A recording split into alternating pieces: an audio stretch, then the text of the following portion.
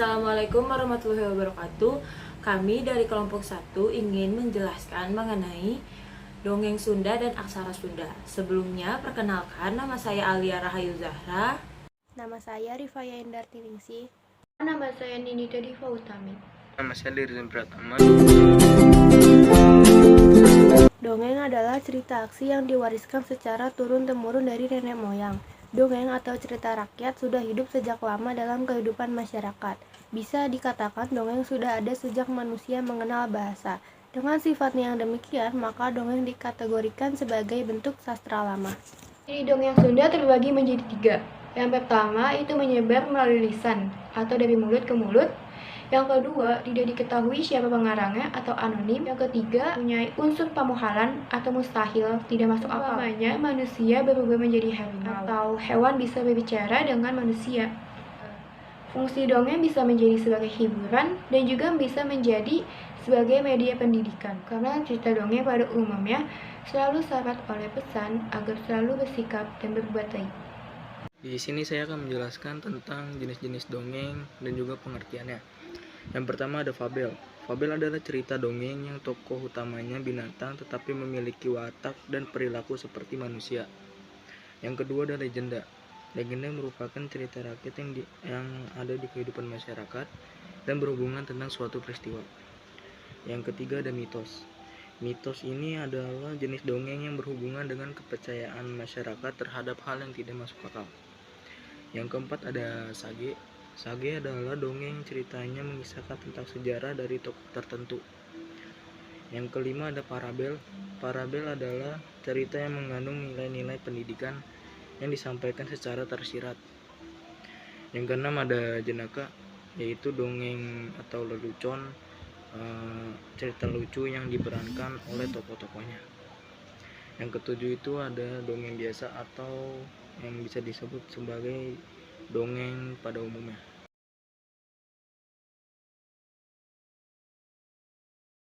Aksara Sunda Kaganga. Berdasarkan catatan sejarah, aksara Sunda Kaganga sudah dipakai semenjak abad ke-14. Salah satu buktinya adalah Prasasti Kawali atau Prasasti Astana Gede yang dibuat sebagai peringatan terhadap kebesaran Prabu Niskala Wastukencana, seorang raja Sunda Galuh yang beribu kota di Kawali Ciamis pada tahun 1371 sampai 1475. Selain dalam prasasti Kawali, aksara Sunda juga dipakai dalam prasasti Kebantenan yang dibuat pada abad ke-15. Tidak ada catatan pasti kapan aksara Sunda lahir. Yang jelas, sebelum abad ke-14, naskah-naskah lontar dan prasasti selalu menggunakan Palawa dan aksara Jawa kuno. Bahasa yang dipakai pun adalah bahasa Sanskerta dan Jawa kuno. Contohnya adalah prasasti Tugu pada abad ke-4 dan prasasti Sanghyang Kapak pada abad ke-11. Naskah-naskah Sunda kuno yang menggunakan aksara dan bahasa Sunda kuno diantaranya adalah naskah Carita Parahyangan, naskah Bujangga Manik, dan naskah Sewaka Dharma. Naskah-naskah Sunda kuno umumnya berisi ajaran agama, serta ditulis oleh para wiku di mandala atau kabuyutan. Wiku adalah pendeta atau pertapa pada masa pra-Islam, sedangkan mandala atau kabuyutan adalah tempat pertapaan yang terletak di Gunung Galunggung, Gunung Ciburai, Gunung Wayang, Jayagiri.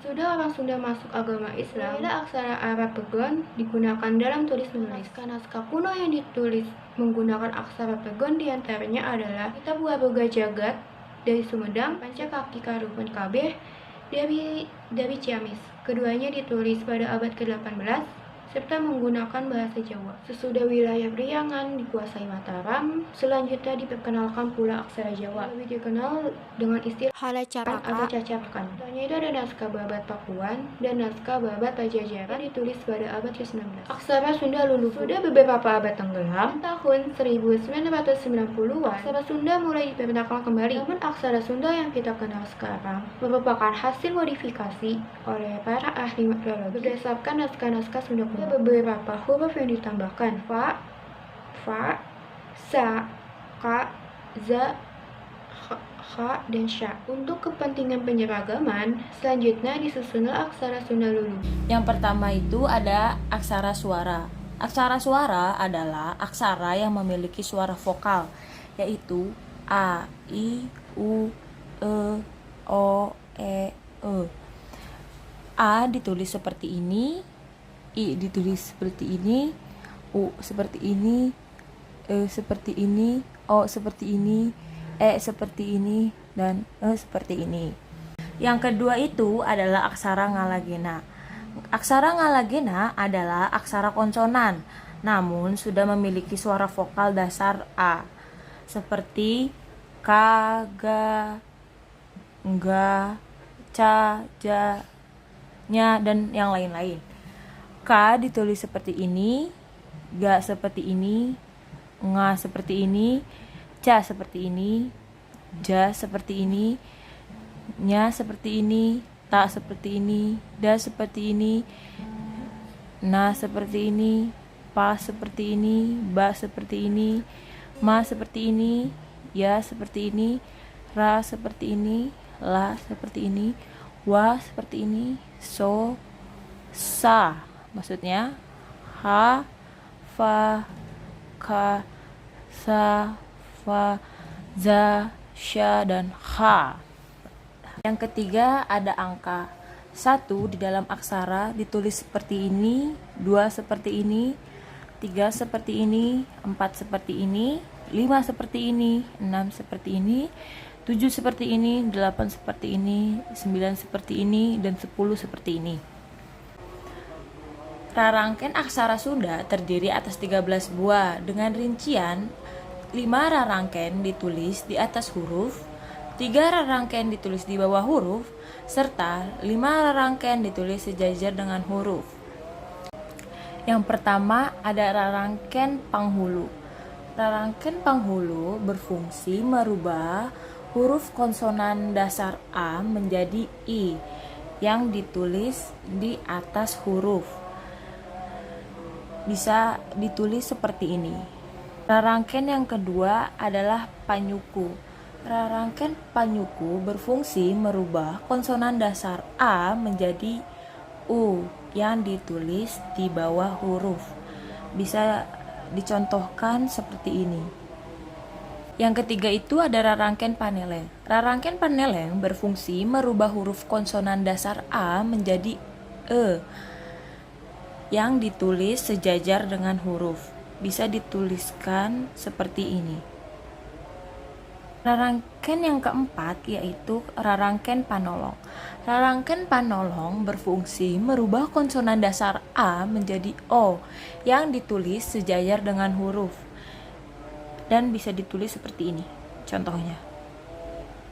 Rarangken yang kelima yaitu rarangken pamepet.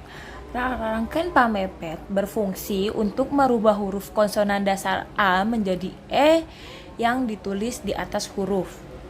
Bisa dicontohkan seperti ini. Rarangken yang keenam adalah rarangken paneleng. Rarangken paneleng berfungsi merubah huruf konsonan dasar A menjadi E yang ditulis di atas huruf. Bisa dicontohkan seperti ini. Yang ketujuh itu ada rarangken panglayar. Rarangken panglayar berfungsi menambahkan konsonan R pada akhir aksara dasar yang ditulis di atas huruf. Contohnya seperti ini. Yang kedelapan yaitu ada rarangken panyecek. Rarangken panyecek berfungsi untuk menambahkan konsonan eng pada akhir aksara dasar yang ditulis di atas huruf. Dan bisa ditulis seperti ini. Rarangken yang kesembilan yaitu adalah rarangken pangwingsat. Rarangken pangwingsat berfungsi menambahkan konsonan H pada akhir aksara dasar yang ditulis sejajar dengan huruf. Contohnya seperti ini. Rarangken yang 10 adalah rarangken panyakra yang berfungsi untuk menambahkan sisipan R pada akhir konsonan yang ditulis di bawah huruf seperti ini.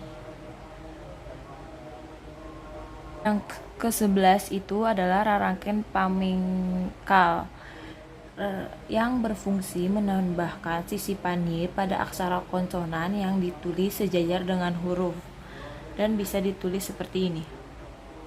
Rarangken yang ke-13 yaitu rarangken panyiku.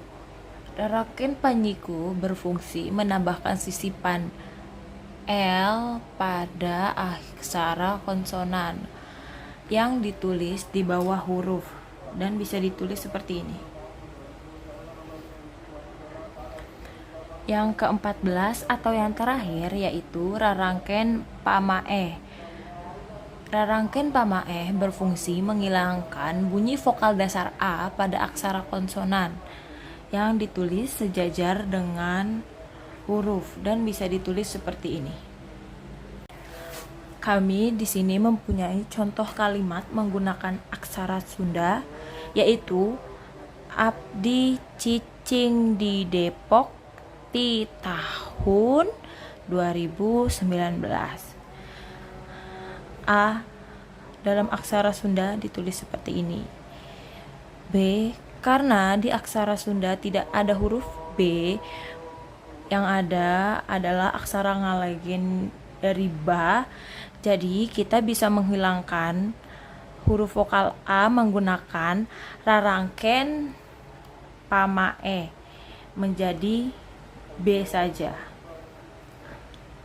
Nah, di sini ada di. Karena di aksara ngalagena tadi tidak ada huruf da, melainkan hanya ada huruf di, kita ubah menggunakan rarangken panghulu menjadi di. Selanjutnya ada ci. Sama, karena aksara ngalagena nggak ada ci, adanya hanya ca, kita ubah menggunakan rarangken panghulu menjadi ci. Cing.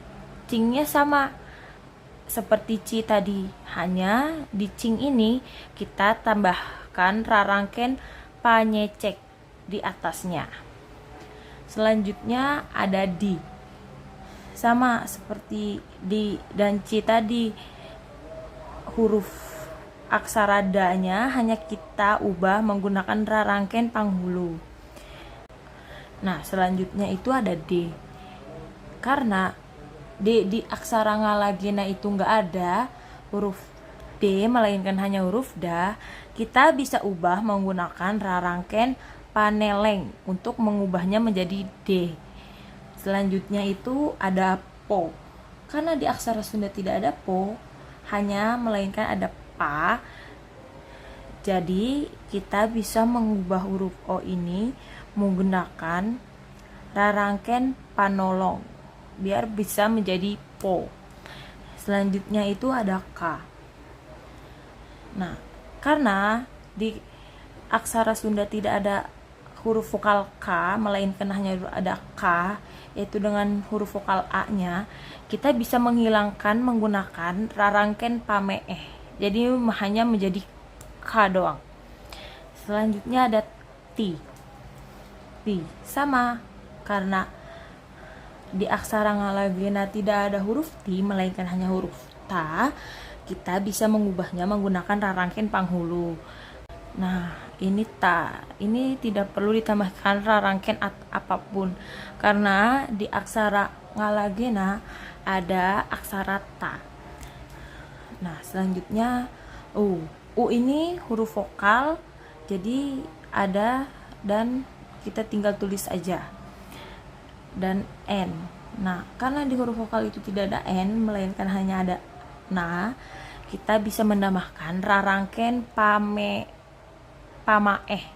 biar menjadi hanya huruf N. 2019. 2002 di sini tulis seperti ini. 0 ditulis seperti ini, ya 0 seperti 0. 1 ditulis seperti ini, 9 ditulis seperti ini.